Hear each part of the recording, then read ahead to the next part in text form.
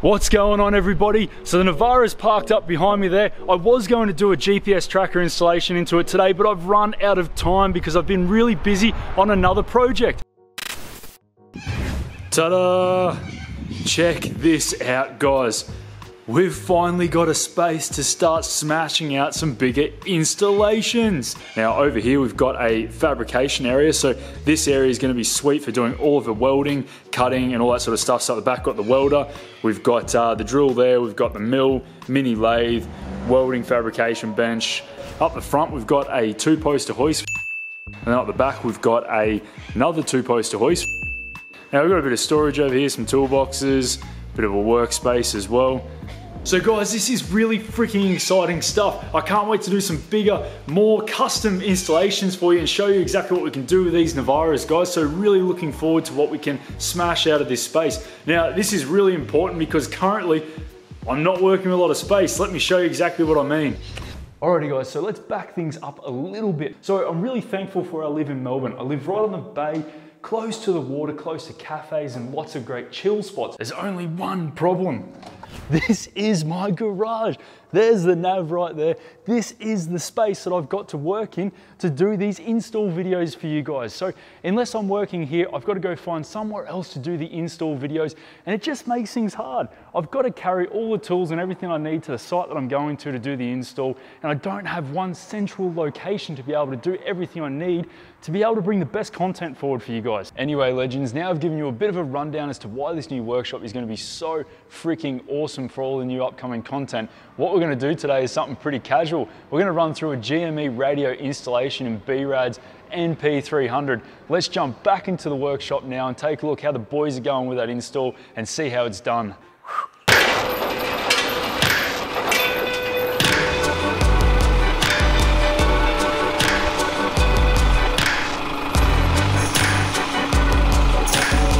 We've got B-rad here today and Shawnee boy doing an install on the GME radio on the big NP300. This thing is a beast. I'm in here with Shaun from S&M Engineering. We've both jumped into this workshop. XRS Connect. Yeah. 4-wheel drive pack. Just your GME. basic, yeah, just your basic package. Something easy, done, simple. Sweet. Not over the top, and everything comes on here, so it makes it look neater. 10.4 rubber ducky. 10.4 rubber ducky. Just sit on channel 40 and you'll be alright. Let's choose where it's going to mount this and get started. Alrighty guys, so you can see grommet down here. There's already a couple of extra lines running through it for the steady lights that are on the front bar there. And we're just going to pass the antenna straight through it. Bit of Worth stuff from I think about 1937. Right, a little bit of lube and the cable slide through nicely without pulling the grommet through the firewall with it. The antenna cable is run around the back of the battery here, down through here, behind the grill, and connected straight up there to the antenna, which we've mounted on Brad's Rhino bar. Yep, that's it, man. Just a few zip ties, guys, routing the cable all nice and neat, and of course we'll cut all these off nice and flush. Cool, done. Should I just hammer the cable tight? What you fixing there, bro? Oh, you know, just pushing the cable tie. So, pushing the cable. Oh, I'm getting nervous. I'm getting nervous. Good. I've only had 2 beers. Got Amy up the back here, setting up some tool trolleys. What's going on, Ames? Making your tool trolley. So we're going to try and grab a constant 12-volt feed from underneath the bonnet in the engine bay, but we're going to go from the fuse box inside the car instead. And we're going to use one of these piggyback fuse jumpers to pick up our 12-volt. Yep. Plumb it into constant 12-volt. So and then that goes to the radio. Goes straight to the radio. Okay, it's got a plug on the end, and that's an inline fuse in there as well for it. That's an inline little 2.5 amp fuse or whatever it is. Yep. Just to protect the radio. And you can see a nice double crimp that's never ever going to come apart. And just trying to find a nice place to route this cable. Get into the contortionist position. You feeling, Brad? I don't know if that's the yeah, one. that's it, mate. Give it a tug. The whole lot's come through? Lot. Yep, keep going. That'll do. Let there be power. Ew. So we've just routed 12 volt supply, ready to go straight into the radio unit. We've used a jumper, a fuse jumper up in here. So that's just got a reliable fuse going into the bottom of it there. And that red wire feeds a constant 12 volt power supply to the CB radio now. So what we've done is we've fed the cable down through the back of the dash and over to the driver's side where we're going to have the CB radio fitted. And we've just done our aerial cable. Now we've fed that through the firewall into the cab, and that's going to go over to the driver's side as well, which we're going to connect up to the radio unit. So that's all good now. We'll go over and get a reliable earth for it, and then she'll be right to power up. So to have a look, we've just pulled this side trim panel up from in there, and we've pulled this side trim panel off the front, and this is all just pull apart. Perfect. Come out quite. They're just clips, so you just got to lift it away, pop it off. Just lift it away, nice and gentle. You can see in here 10mm bolt that we're going to use an insulated terminal to pick up our earth.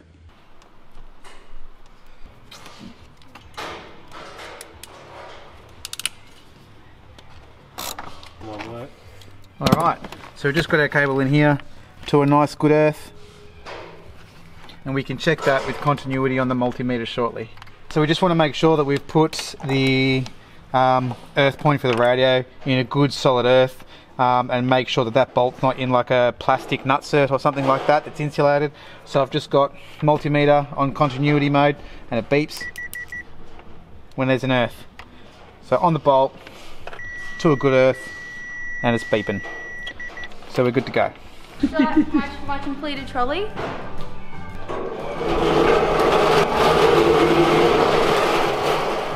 Tick of approval. Look at that light work. Wouldn't be anywhere without it. B-rad. Like how it's staying out of the frame. Yeah. Guys. So this is one we're going to hide. This is hidden. Yeah, I think what we're going to do Yep. is put this up under, sort of above the accelerator. Yep. Sort of in this panel here somewhere. So we've pulled down the bonnet release cable. That's just two M6 10mm head bolts. And then this, believe it or not, just pulls straight out. Once we pulled the dash away, you can see two little tangs, 1, 2. And what I've done is I've got the GME bracket, and I think this is going to be terrible video, but I've lined it up with one hole and marked the bottom hole. So we're going to drill out the bracket so we can put a screw or a bolt through and mount the bracket, and then slide the radio unit into it.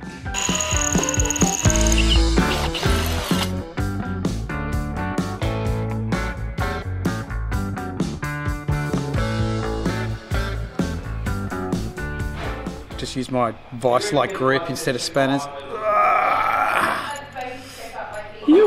Thought. So plugging in the power into the back of the unit. That's the one. So that's power and earth going into the back of the unit, and this one is the aerial. Sweet. All of the signals. Well, we've still got to do that one, but we can do that in there. That's easy. Okay guys, so that's a GME control box mounted up the back there on the bracket, which we just had to drill one hole in the bracket GME has supplied to mount it onto those factory points on the Navara, which is nice and easy. So we've just soldered the control box in there, running the power and antenna cable straight to it. Now we're just going to get the handheld controller module for a GME, and we're going to connect that one up to it now. Oh my god. Pro, that's it, pull it out whilst moving it. Wait for it, while the camera's in, everyone's here.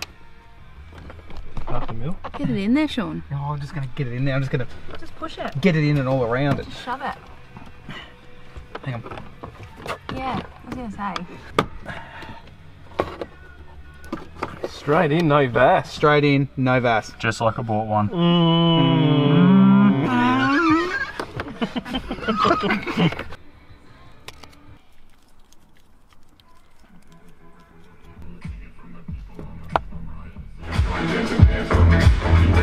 So we've got this cable through here, right? We've just poked it out the bottom so we can get to it. Plug this bad boy in. Wait for it. Oh, beeped. Power. It totally beeped. Let there be power. I've just tucked up the cables underneath here. Zip tied them off, nice and neat, and packed this bad boy Why would in. you pack that back in? Wouldn't you just put it back in? Yeah, I've just put it back. What I've done, right, is I've just put the cables, bundled the cables up nice and neat up here with a zip tie, and then I've just put that bad boy back in. It's a bit of a prick to get in because the clips don't go together nicely. And now I'm just putting this pinch weld back on before this bad boy.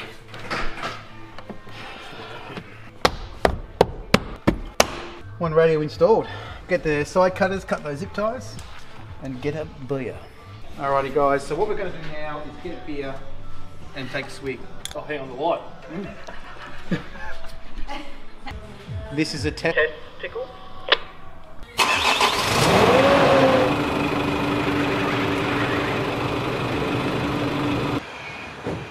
Hi, I'm Brad.